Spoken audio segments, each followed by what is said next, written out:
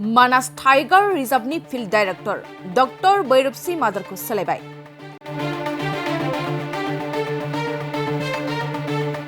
रायजो सरकारनि थासारि आरो हाग्रा बिफाना मोनसे बिथोननि गेजेरजों फोसावदों बे बाथ्राखौ। फिल्ड डाइरेक्टरनि माखासे खामानि मावनायाव रागा जोंनानै सोलायनांगौनि दाबिजों बोसोरनाङै सोलिदोंमोन सोमावसारनाय। फिल्ड डाइरेक्टर डक्टर बैरबसि माधुरनि सामलायनायाव समाव हायुङारि हाग्रामायाव सुरां सिखारिनि जाथाया बांदोंमोन। सुरां सिखारिनि आखायाव जिब जुनारफ्रा थैबाय थादोंमोन। थांनाय 18 आगस्ट खालारखालि सोलायनाय जादोंमोन फिल्ड डाइरेक्टरखौ, नाथाय सोलायनायनि साननै उनाव एबा 16 आगस्ट खालारखालि फिन आरोबाव फैफिनदोंमोन।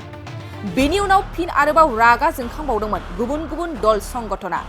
दिनै फिन आरोबाव सोलायनाय जादों फिल्ड डाइरेक्टर डक्टर बैरबसि माधुरखौ। मानास टाइगार रिजर्वनि गोदान फिल्ड डाइरेक्टर जागोन राजेन चौधुरीया। बरपेटा रडनिफ्राय अनजु बसुमतारिनि खौरां।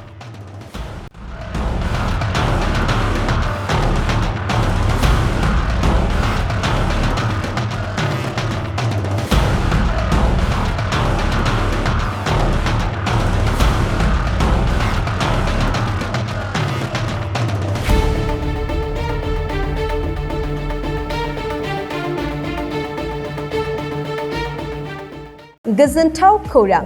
बाजाज बाइक सालायनो मोजां मोनग्राफोरनि थाखाय गोजोनथाव खौरां। दावहारु अट' एजेन्सिया बाजाज बाइक सालायनो मोजां मोनग्रा रायजो राजाफोरनो होगासिनो दं इन्डिपेन्डेन्ट डेनि थाखाय ल' डाउन पेमेन्ट आरो इजि एक्सचेन्ज अफार। 1 आगस्तनिफ्राय 15 आगस्तसिम होगासिनो दं क'क्राझार दावहारु अट' एजेन्सिया आरो क'क्राझार जिल्लानि सिङाव थानाय काराइगाव, दतमा आरो बडगावआवबो 3 आगस्टआव फेस्टिभ आउटलेट गोदानै बेखेवनो थांगासिनो दावहारु अट' एजेन्सि।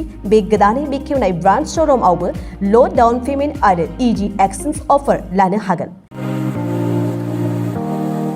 बाइक सालायनायाव हमनो थाखाय हेलमेट बेसेन लायालासे बाइगिरिया मोननो हागोन आरो सीट कभार्स। बेनि अनगायैबो जाय फाइनान्स लागोन बिथाङा खम डाउन पेमेन्ट होनानै लानो हागोन। बायग्रा ग्राहक सुबुंफ्रा दावहारु अट' एजेन्सियाव बाजाज बाइकखौ बायनो सानोब्ला नैबे मबाइल नम्बर 8822018193 आरो 600003991187 आव थोंजों फोनांजाब खालामनो हागोन।